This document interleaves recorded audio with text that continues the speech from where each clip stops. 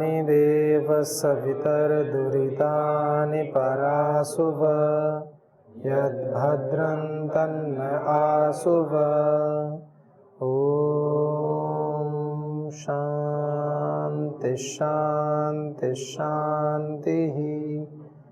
ॐ सर्वेभ्यो नमः। ॐ श्री गुरुभ्यो नमः। ॐ श्री परम ऋषिभ्यो नमः। ॐ श्री परमात्मने नमः। ओम। वैदिक संस्कृति में हम उपनिषदों का अध्ययन कर रहे हैं। केनोपनिषद में एक बड़ा ही सुंदर प्रसंग चल रहा है कि उस परम तत्व को, उस पर ब्रह्म परमेश्वर को हम किस प्रकार से जानें। आखिर उस बोध स्वरूप परमात्मा जो इस समस्त सृष्टि का आधार है,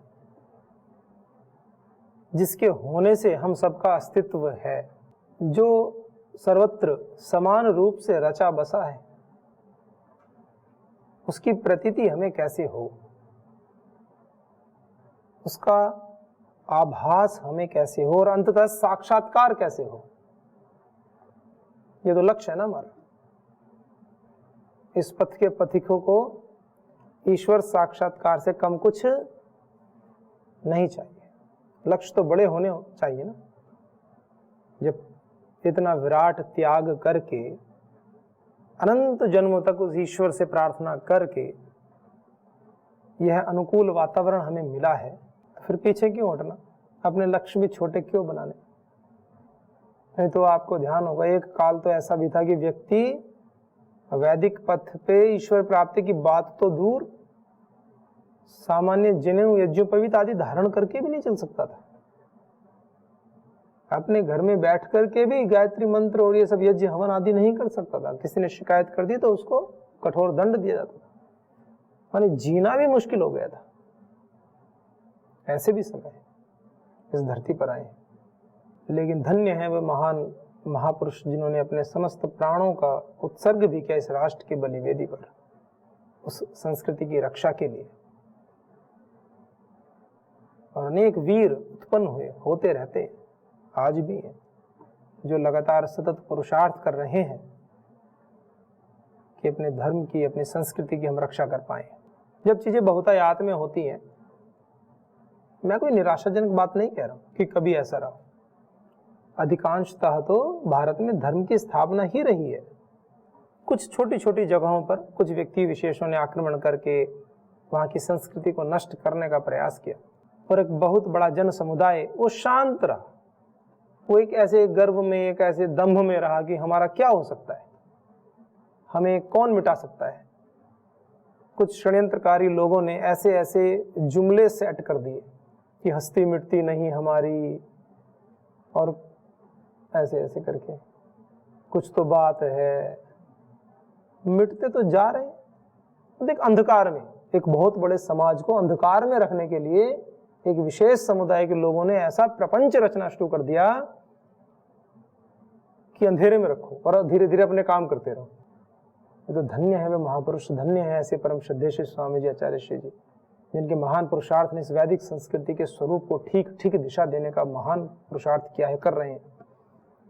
योग के माध्यम से, आयुर्वेद के माध्यम से। ये भारतीय संस्कृति की पहचान है, मूल तत्व है। कोई व्यक्ति कहे कि नहीं, योग से हमारी संस्कृति कैसे सुरक्षित रहेगी? निश्चित रहेगी। वेद मंत्र के उच्चारण के साथ जिस योग सत्र की शुरुआत होती है तो अनायास श्रद्धा उत्पन्न हो जाती है। हम 2-2.5 घंटे तक बैठ करके जब योग अभ्यास करते हैं, उस आत्मीय आनंद की अनुभूति करते हैं, अनेकों बार अपने शास्त्रों को सुनते हैं, धीरे धीरे सहज श्रद्धा हमारी अपने शास्त्रों के प्रति उत्पन्न होती है कि उन शास्त्रों को पढ़ करके एक सन्यासी इतना बड़ा विशाल कार्य कर रहा है मानवता के कल्याण के लिए, तो वह संस्कृति क्षीण कैसे हो सकती है? वह संस्कृति हमारी छोटी कैसे हो सकती है? वह संस्कृति में कोई खोट हो कैसे सकता है? एक बात आती है कि हम शास्त्रों को पढ़ते हैं ऋषियों जैसा बन जाएं, और जब जीना शुरू करते हैं तो ऋषियों जैसा हम स्वयं बने, हम ऋषि बन जाएं। जैसा छोड़ो, हम स्वयं भी ऋषि बन जाएं। ताकि हमें देखकर दूसरे ये कह सकें कि हमें भी इनके जैसा बनना है। तो पुरुषार्थ भी तो वैसे ही करना पड़ेगा ना। पुरुषार्थ ऋषियों जैसा नहीं, ऋषि बनने के लिए। ये वैदिक संस्कृति हमें ऋषि बनाती है, ये हमको गुरु शिष्य परंपरा में हमें गुरु बनाती है। पर ऐसे नहीं बनेंगे। उस गुरु पद को पाने के लिए पहले एक अच्छा शिष्य बनना होगा, श्रेष्ठ आदर्श शिष्य बनना होगा। और जो आदर्श शिष्य होता है वही एक आदर्श गुरु बन सकता है। आप देख लीजिए, जो भी महान गुरु हुए हैं उनके उदाहरण देख लीजिए। वो अपने जीवन के कालखंड में जब आदर्श रूप में वो रहे हैं, जब ब्रह्मचर्य आश्रम में रहे हैं, शिष्य बनकर रहे हैं, तो अपने गुरुजनों के अत्यंत प्रिय बनकर रहे हैं। एक बहुत लंबा उदाहरण है, बहुत लंबी श्रृंखला है। कभी किसी गुरुजन ने किसी विशेष विषय में कभी कुछ पिटाई भी कर दी। एक दो उदाहरण ऐसे मिलते हैं। जैसे पूज्य गुरु विरजानंद जी ने महर्षि दयानंद जी के एक बार लकड़ी से थोड़ा कठोर सा प्रहार कर दिया। श्रद्धा का तीर कैसा शिष्य का गुरु के प्रति। शाम को जाकर गुरुजन के चरणों में बैठ गए और कहा, गुरुजी आपके हाथों की थोड़ी मालिश कर देता हूँ, थोड़ा हाथ दबा देता हूँ। अरे दयानंद, मैंने तो तेरी आज प्रताड़ना की है, तुझको पिटा है, तुझे मेरे के प्रति कोई क्रोध भावना नहीं है। आंखों से आंसू आ गए। कर गुरुदेव, ऐसा विचार तो मैं मरते क्षण तक भी नहीं हो सकता, चाहे आप पीट पीट के मेरे प्राण क्यों ना निकाल दो। मैं तो इसलिए आया हूं कि मेरा शरीर तो व्यायाम करके पुरुषार्थ करके वज्र की भांति कठोर हो चुका है। गुरुदेव आपके हाथ थोड़े कोमल है, मेरी पिटाई करने से हाथों में कहीं कठोरता, कोई चोट तो ना आ गई, कहीं कोई मसल्स पेन तो ना हो गया। ऐसे भाव श्रद्धा का तीर गुरुजनों के प्रति। गुरु के भी आंख से आंसू, शिष्य के भी आंख से आंसू। ऐसी होती है प्रीति। वो लोग होते हैं जीवन में सफल। श्रद्धा, अटूट अनन्य श्रद्धा। एक छात्र ने कहा कि हम गुरु जी से जाकर के शिकायत करेंगे, हम उनको कहेंगे कि आपको दयानंद जी को नहीं मारना चाहिए था। तो कहा, अरे अरे अरे, ऐसा कदापि न करना। गुरु जी ने जो किया वो मेरे लिए प्रसाद है। मैंने कभी भूल कर भी अपने मन में किसी को कोई दो शब्द कठोर बोल दिए, कुछ कह दिया, हाय दिल पे टीस सी लग गई।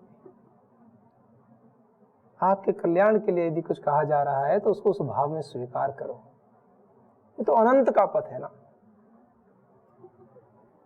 लंबी श्रृंखला है, चलते जाना है। समर्थ गुरुजन, श्रेष्ठ गुरुजन हमें मिले हैं, यह है हमारा सौभाग्य। खुद उस पथ पर चल रहे हैं, सारी समष्टि को चला रहे हैं, ये बड़ी बात है। खुद चलाना तो एक ये भी है, तो अपने में एक विशेष बात है। कोई मैं इसको छोटा नहीं आंक रहा हूँ। अपने में चलना, कोई व्यक्ति सोचे कि अच्छा या तो सबको चलाकर चलना ये अच्छी बात होगी और सब चले ना तो वो निराश हो जाए, ऐसा कुछ नहीं। सब ना चले, पहले खुद तो चलना शुरू करो। आत्मदीपो भव, पहले खुद के दीपक को तो जलाओ, प्रकाश तो बाद में हो ही जाएगा। इसलिए तो कहा आत्मिक उन्नति, शारीरिक, आत्मिक और सामाजिक, 3 सोपान दिए जाते हैं उन्नति के। ब्रह्मचारी बीमार ब्रह्म को प्राप्त करेंगे। ब्रह्मचारी विद्यार्थियों के लिए भी कह रहा हूं। हमारी वैदिक संस्कृति में विद्यार्थियों के लिए ब्रह्मचारी शब्द का प्रयोग होता है। तो जो विद्यार्थी हैं, कोई ये ना सोचेंगे गुरुकुल में कि विशेष वेशभूषा में, कटिवस्त्र आदि में या ऐसे बैठने वाले के विशेष प्रजाति के व्यक्ति को ही ब्रह्मचारी कहते हैं। जो अध्ययन कर रहे हैं, जिनका विद्या का काल है, सभी ब्रह्मचारी हैं। स्टूडेंट समझ लो ऐसे। काल है ब्रह्मचर्य की रक्षा का, ये काल है वीर्य की रक्षा का, ये काल है अपने शरीर में बल, पराक्रम, उत्साह का। बलहीन व्यक्ति को तो आत्मा का सेवा, आत्मा मिलती नहीं है, परमात्मा का तो कैसे हो पाएगा उसको। शास्त्र ऐसे कहते हैं, न अयम आत्मा बलहीनेन लभ्य, ऐसे बोला है। नायम आत्मा, यह जो आत्मा है, बलहीनेन लभ्य, बलहीनेन, बल से हीन व्यक्ति को न लभ्य, प्राप्त नहीं होती। बल से हीन व्यक्ति के द्वारा आत्मा प्राप्त करने योग्य चीज नहीं। शारीरिक बल, आत्मिक बल होना चाहिए। तो मनुष्य बना दिया परमात्मा ने, एक हाथी को इतना बल दे दिया, हमें इतना बल तो हो जाए कि हम 200 साल तक आराम से जी करके अपने लक्ष्य की पूर्ति कर सकें। 200, 150, 120, कुछ तो आगे बढ़े। 60, 70, 80 से आगे तो जाए। 80 साल 90 साल वाले व्यक्ति भी 70 साल की उम्र में हो जाता है कार्यक्रम, फिर 15-20 साल तो काटते हैं। जो अच्छे अच्छे स्वस्थ हैं, योग प्राणायाम करते हैं, वो तो चंदन के पात्र हैं, वो तो ठीक है। और मैक्सिमम कह रहा हूँ, जनरल एवरेज 70 साल से ऊपर तो जीवन को काटते हैं, जीते कहाँ हैं। और वेद क्या कहता है? अधीनस्याम श्रद्धा सतम, अधीन होकर के जिए, दीनहीन के भाव से ना जिए। प्रार्थना करते हो ना रोज। और फिर क्या कहा बाद में? भूयश्च श्रद्धा शतात, 100 से भी अधिक साल तक जिए ऐसे ही अधीन होकर के, किसी के ऊपर आश्रित ना होकर के, अपनी समस्त इंद्रियां समस्त शरीर को ठीक रखते हुए। वेद के वाक्य, और वेद में जो कहा गया होता वो सत्य होता, उसमें कोई संशय संकोच करने की कोई आवश्यकता नहीं, ईश्वरीय वाणी है। पुरुषार्थ करके उसको जिया जा सकता है। 185 वर्ष के भीष्म पितामह युद्ध लड़ सकते हैं युद्ध के मैदान में, और अच्छे अच्छे योद्धाओं को पराजित कर सकते हैं। महाभारत काल के युद्ध में जब हम 200 करोड़ वर्ष पुरानी परंपरा की बात करते हैं तो ये 5000 साल कोई बहुत बड़ी बात नहीं है। आर्यभट्ट जी जो वैज्ञानिक हैं हमारे, गणितज्ञ हैं, खगोलज्ञ हैं, उन्होंने तो आर्यभट्टीय पुस्तक में सारा काल की गणना करके रख दिए, प्रस्तुत कर दिए। लेकिन कारण है कुछ पढ़ाते नहीं है उन चीजों को। अपने अपने अलग अलग व्यक्तियों ने बना रखे हैं आग्रह, भारतीय संस्कृति ऊपर ना आ जाए। पर सूर्य जब प्रकाशित होता है वो रोक पाता है क्या? हो ही रहा है। तो जो बात कही जा रही है, ये सब क्यों कही जा रही है? ये इसलिए कही जा रही है कि मनुष्य जीवन में इन सब बातों को हम पूरा कर सकते हैं, इसलिए कही जा रही है। और किसी जीवन में नहीं कर सकते, और किसी जीवन का तात्पर्य और किसी जाति में जाकर के नहीं कर सकते। केवल ये मनुष्य जाति ऐसे, मनुष्य जन्म ऐसा है, और युवावस्था में किसी को ये प्रेरणा मिल जाए इस पथ पर आगे चलने की, तो उसके अहोभाग्य। अनंत जन्मों की श्रृंखला, न जाने कब से जन्म चले आ रहे हैं और कब तक चलेंगे पता ही नहीं है। ये 20, 25, 30 साल इस श्रेष्ठ पथ पर, जिसको सारी दुनिया, जिसको सारा समाज, जिसको सारे घर परिवार वाले भगवान भगवान भगवान कहते हैं, अरे चलें तो उसके पथ की ओर, चलो आज आपको ही पाते हैं। ऐसा संकल्प कि बहुत होगी दूर दूर से देखा देखी, आज साक्षात करेंगे। कभी तो करना है, कभी तो करें, अपने लक्ष्य इतने बड़े बनाएं तो। और जब तक लक्ष्य नहीं बनाएंगे, तो जब तक संकल्प नहीं करेंगे, तो आगे बढ़ेंगे कैसे? शुरुआत कहां से करें? लक्ष्य तो बना लिया, जाना है मंगल ग्रह पर, शुरुआत कहां से करें? छत पे चढ़ के छलांग लगाएंगे और मंगल ग्रह पर पहुंच जाएंगे? ऊपर से गिरेंगे मुंह के बल, टूट फूट जाएंगे। ब्रह्मचारी हो तो इतना होगा, थोड़ा धरती में गड्ढा ज्यादा अधिक हो जाएगा, थोड़ा कठोर हो जाते हैं ब्रह्मचारी, ऐसा मैंने अनुभव में आता है। पर मंगल ग्रह पे तो नहीं पहुंच पाओगे, उसके लिए तो साधन करने पड़ेंगे ना। उसके लिए तो साधन की आवश्यकता है, ज्ञान अर्जित करना पड़ेगा, साधना करनी पड़ेगी, विशेष यान बनाने पड़ेंगे, तब पहुंचा जाएगा। तो उस परमात्मा को जो मंगल ग्रह, तो उसके लिए कुछ नहीं है। जो व्यक्ति उसको दूर मानता है तो उससे तो इतना दूर है वो पहुंच ही नहीं पाएगा, और जो उसको निकट मानता है अपने, तो इतना निकट है, आंख बंद करने की भी दूरी नहीं है। गुरु जी कहते हैं कि आंख बंद कर लो तो अंदर, खोलो तो बाहर, मतलब तो बताते हैं ऐसे। तो इतना सूक्ष्म कि आत्मा के भी हमारे रचा बसा है, अंतरतम की गहराई में उसके भी अंदर है, विराजमान है। और बाहर देखो तो बाहर विराजमान है, तो बाहर ऐसे अनुभूति कम ही होती है। ऐसे तो हो ही जाएगी, ज्ञान के स्तर पर तो होती है, पर कोई व्यक्ति कहे मैं इनको देख रहा हूं कि मैं भगवान को देख रहा हूं, मैं सिद्ध हो गया, अब मुझे कुछ पाना शेष नहीं रहा जीवन में। तो योगी होते हैं, जो बड़े होते हैं, वो इस भाव को अपने अंदर महसूस करते हैं। हमारे सामने तो ऋषि है ना, परम श्रद्धेय योग ऋषि श्री स्वामी जी हैं ही ना, आचार्य जी हैं ही ना, वो इस समष्टि के लिए कार्य कर ही रहे हैं, सबको भगवान स्वरूप मानते ही है ना, उनके लिए काम कर रहे हैं। पर उसके लिए वो भाव उत्पन्न करने के लिए कितना पुरुषार्थ उन्होंने किया है, और अभी भी कर रहे हैं। इतना हम कर रहे हैं क्या? तो ये भाव एकदम तो नहीं आ जाएगा कहने से कि कहा और भाव आ गया, पता चले सुन रहे हैं तो भाव आ गया। जैसे घर से बाहर निकले, किसी पड़ोसी ने कहा थोड़ा सामान दे दो, कुछ दे दो, तो नहीं भाई, ऐसे थोड़ी होता है। तो ज्ञान पूर्वक दो, मैं ये नहीं कह रहा कि घर में आए हाँ जी एसी ले जाओ, टीवी ले जाओ, कोई हाँ सब ले जाओ, सब आपका है, ऐसे भी नहीं करना है। ज्ञान पूर्वक, मतलब भिक्षा भी देनी है तो ज्ञान पूर्वक, ऐसा नहीं कि आपसे तो भिक्षा लिया बाहर जाके ठेके पे बैठ के कार्यक्रम दूसरा ही चल रहा है। भिक्षा देने वाला दोषी है, कभी वो ये सोच रहे हो कि हम पुण्य कर रहे हैं, दोषी हो। पात्र को देख करके भिक्षा दें, आपके दिए गए दान से अनुचित कार्य ना हो रहा हो, वो दान की श्रेणी में नहीं आएगा। आप परोक्ष रूप से आप दोषी बन जाएंगे, आपको भी पाप लगेगा। आपके द्वारा दिए गए धन से यदि गलत काम होता है, धन देने वाला दोषी है, पाप का भागी है, जितना बड़ा पाप वो व्यक्ति कर रहा है। ये विशेष बात है। कृत, कारित और अनुमोदित 3 प्रकार के कर्म होते हैं। खुद करते हैं या करवाते हैं या अनुमोदन कर देते हैं, ना तो करते हैं ना करवाते हैं, पर शांत रह लेते हैं। सामने कोई गलत काम कर रहा है और देख भी लिया, चुप रह गए, चुपचाप चले गए निकल गए, और कहे कि हम तो देखो तटस्थ थे। अरे तटस्थ कुछ नहीं होता है, तो सत्य होता है असत्य होता है, बीच का क्या होता है? कुछ नहीं होता, या तो अच्छा होता है या बुरा होता है, ये बीच में कुछ नहीं होता। या तो शुभ का पालन करोगे और शुभ का नहीं करोगे तो अशुभ का पालन करोगे, बीच वाला कुछ नहीं होता कि हम तो जिन्हें शुभ में अशुभ में, हम तो ऐसा होता ही नहीं है ना, जीवन है ही नहीं। तो सफाई होगी या गंदगी होगी, बीच का क्या होता है? या तो पढ़ोगे या नहीं पढ़ोगे, थोड़ा थोड़ा पढ़ लेंगे। थोड़ा थोड़ा क्या होता है? थोड़ा थोड़ा, उससे कुछ नहीं बनता। जिस कार्य को करो पूरा करो।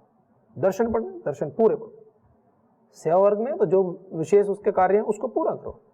पढ़ाई का एक विशेष बड़े संदर्भ में कह रहा हूं, जो मानव का निर्माण करती है उस शिक्षा में, केवल पुस्तकीय शिक्षा के विषय में नहीं। जीवन तो ऐसे चलता है, ऐसे ही चलाना चाहिए। पूरी तरह से जियो शुभ में, और जब शुभ में जीते हैं, वैदिक पथ पर चलते हैं आगे, तो दैवीय शक्तियां तो मदद करती हैं।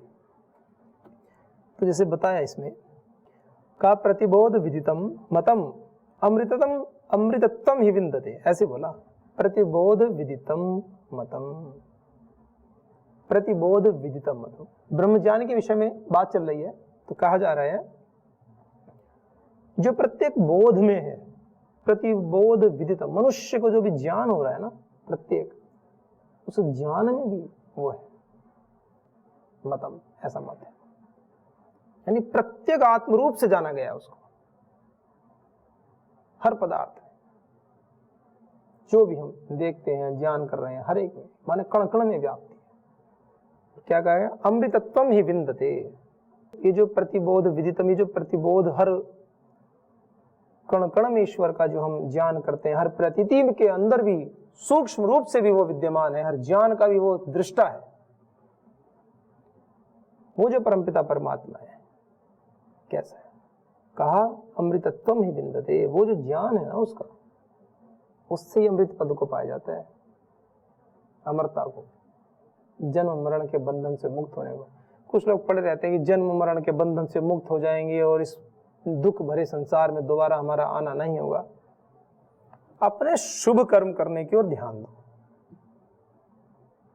जो प्रोसेस होने वाला है वो तो चल ही रहा है ना। जन्म मरण के बंधन से मुक्त करेंगे या बहुत लंबे काल तक परमात्मा के आनंद में रह के दोबारा आओगे या फिर कभी नहीं आओगे, छोड़ दो ना भगवान के ऊपर कुछ काम। सारे यहाँ क्यों लिए घूम रहे हो इतना? उसकी ट्रेन में बैठ जाओ, वो जो जहां ले जाए ले जाएंगे। दोबारा भेजना चाहेंगे पृथ्वी पे आ जाएंगे, ना भेजना चाहेंगे ना आएंगे। जो कर्म बताए वो तो करते चले जाए, कुछ तो उनके लिए काम छोड़ दो कि सारा खुद ही ठेका लेके चलेंगे। नहीं नहीं जी ये कर्म किया, इसका ऐसा करेंगे ऐसे करेंगे। भगवान जी करने दो, क्यों इतना परेशान होते? वो है तो सर्वशक्तिमान, है तो सर्वांतर्यामी, सारे जगत के कर्ता धर्ता है, तो फिर आप क्यों परेशान हो रहे इतना? छोटे से शब्दों में सारी सारी बातें कही जाती है ना। श्रीमद् भगवद गीता में एक पंक्ति लिख दी, कर्मण्येवाधिकारस्ते मा फलेषु कदाचन। सार दे दिया पूरा। चुपचाप कर्म करते जाओ शांति से, ज्यादा इधर उधर ना देखो। मिलेगा ना फल, तो मिलेगा है, फल तो मिलना ही है। क्यों मिलना है?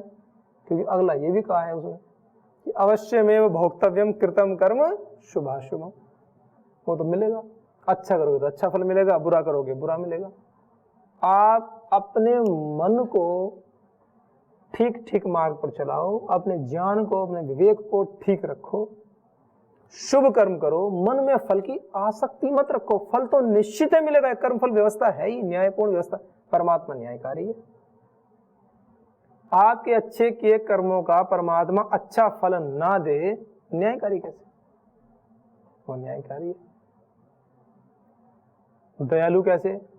किसी ने गलत कर्म कर दिए और उसको गलत फल मिलना था, उसको माफ कर दिया इसलिए दयालु। ऐसा वाला दयालु नहीं है, नहीं तो पहले बात कट जाएगी। वो अवश्य में भोक्तव्यम कृतम कर्म शुभाशुभम वाली, कि गलत कर्म किए थे और जाके कहीं चादर चढ़ा दी और हो गया काम, सारे कर्म माफ हो गए। ऐसा नहीं है। कर्मों के फल तो मिलेंगे, निश्चित मिलेंगे। तो दयालु कैसे है? दयालु ऐसे है, कर्मों के फल मिलने के बाद में, कर्मों के फल मिलने का जो प्रोसेस है, व्यक्ति यदि प्रायश्चित करता है तो ज्ञान के रूप में, धैर्य के रूप में वो करुणा भी करता है, प्रेम भी करता है। वो आपको बार बार अवसर भी देगा सुधरने के।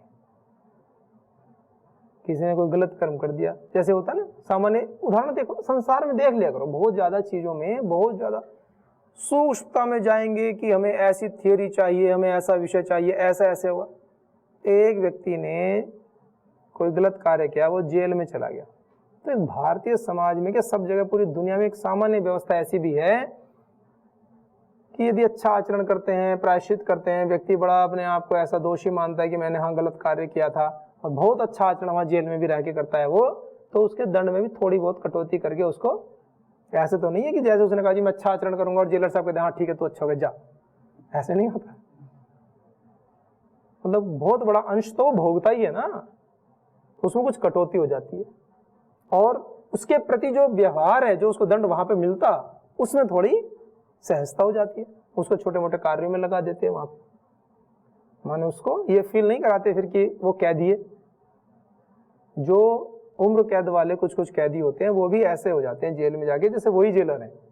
मतलब कुछ कुछ कार्यों में, व्यवस्थाओं में, भोजन व्यवस्थाओं में ऐसे उनको लगा देते हैं, फिर वो भी मैनेजमेंट में सहयोग करते हैं, उनकी बात मानते भी, लेकिन अपनी मर्यादा के अंदर। ऐसा नहीं वो कहेंगे जाओ चलो थोड़ा बाहर घूम के आते हैं जेल से, ऐसे नहीं करेंगे, जेल से बाहर नहीं निकाल सकते। मतलब एक फील कराते हैं। लोक में ऐसा है, जो परमात्मा परम दयालु है। जब आप प्रायश्चित के भाव से, इन नेत्रों से आंसू तो निकलते ही होंगे, अपने स्वार्थ के कारण से, कुछ मोहजनित विषयों में, कभी उसके लिए भी निकाल लो, कभी तो निकालो। इस संसार से हटके, सांसारिक विषयों से हटके उस प्रभु के लिए भी तो निकालो कि मैं चाहता हूं आपको देख। आ जाओ मेरे अंतःकरण में, तो आप हो, प्रकट तो हो जाओ, स्वरूप को प्रकट कर दो। आंसुओं से अपने जो मन का मैल है, जो आवरण है, जो जमा हो, उसको पिघलाओ तो सही। अपने चित्त की स्थिति को स्वच्छ निर्मल करो तो सही। वो तो शुद्ध बुद्ध मुक्त स्वभाव है, वो क्यों नहीं आए? आप एक हाथ तो बढ़ाओ, वो तो दौड़े चले आते हैं। भक्त यदि सच्चा हो तो भगवान तो नंगे पांव दौड़े चले जाते हैं ना। ऐसे मतलब क्या देते हैं, कथाओं में ऐसे बनाया, लेकिन बात तो सत्य है ना। वो एक उपमा दे दी, बना दिया, लेकिन जो भाव की बात बता रहा हूं ना, उठा लेते हैं ना। अब भक्त हो जाए बिल्कुल ऐसा कि ना जी मैं डूब रहा हूं पानी में, भगवान जी आएंगे बचाने, 4 हाथ वाले और चक्र लेकर के आएंगे बचाने। नाव वाला आया कि बैठो नाव में, कि ना भगवान जी आएंगे बचाने। फिर जा वो चला गया, फिर आया हेलीकॉप्टर वाले ने रस्सी डाली कि भाई चढ़ जाए, ना भगवान जी आएंगे बचाने। वो चले गए, फिर एक व्हेल मछली आई बड़ी तगड़ी सी, वो उसके पास आके रुकी, उसने सोचा कि वो चढ़ जाएगा तो ले जाऊँ, वो तब भी नहीं गया कि भगवान जी आएंगे बचाने। डूब गया, स्वर्ग लोग गया, भगवान जी से लड़ रहा है कि आप आए नहीं बचाने, मर गया। उन्होंने आँख खोल के देखा क्यों नहीं, वहाँ भरे सन्नाटे में चारों तरफ अथाह जल, नाव लेके कौन आया था, हेलीकॉप्टर से कौन आया था, मछली के विष कौन आया था, मैं ही तो था। जब पहचानेगा नहीं तो करूं क्या मैं? ज्ञान के, विवेक के चक्षु तो खोलने पड़ेंगे अपने, उसके लिए तो ज्ञान चाहिए। इसलिए तो दी मेधा, इसलिए क्या दी भगवान ने हमें, मनुष्य को दी है। ये बात जान लो। आप कहेंगे पशुओं में भी होती है, अपनी जीवन शैली जीने के लिए बस, उन्नति नहीं कर सकते। एक हाथी कितना ही बुद्धिमान हो, बहुत अच्छे से फल फूल के वृक्ष लगा कर, केले का खेत लगा करके ऐसे रह नहीं सकता, चाहे जंगल में कितना ही पानी हो और कितनी जमीन हो, कि हाँ अब अगले वर्ष की सीजन की फसल हम केले की करेंगे यहाँ, और हम यहाँ ऐसे करेंगे, चलो अपने हाथ दांतों से खोद के इसको ऐसे कर लेते हैं। कोई नहीं कर सकता। एक गड्ढे में उसका बच्चा गिर जाए तो निकाल नहीं सकते घुस के उसके अंदर जाके।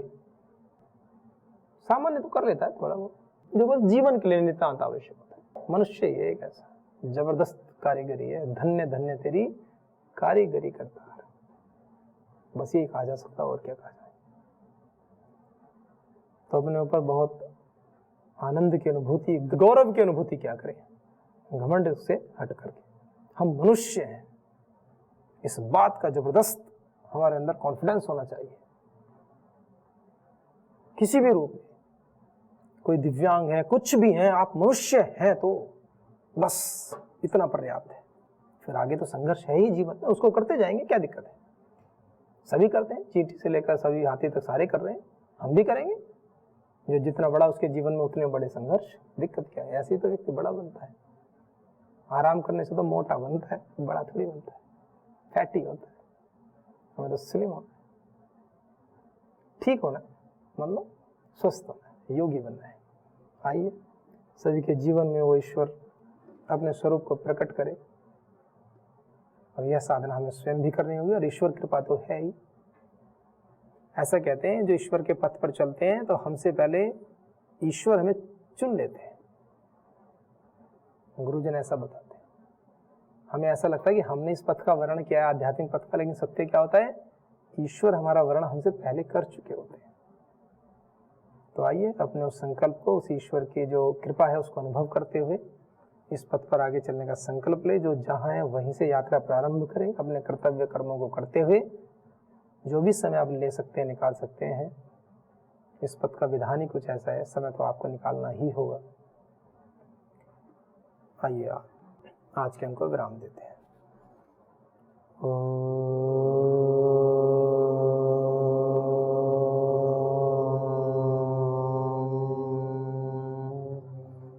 शांति शांति शांति। ओम सर्वेभ्यो नमः। ओम श्री गुरुभ्यो नमः। ओम।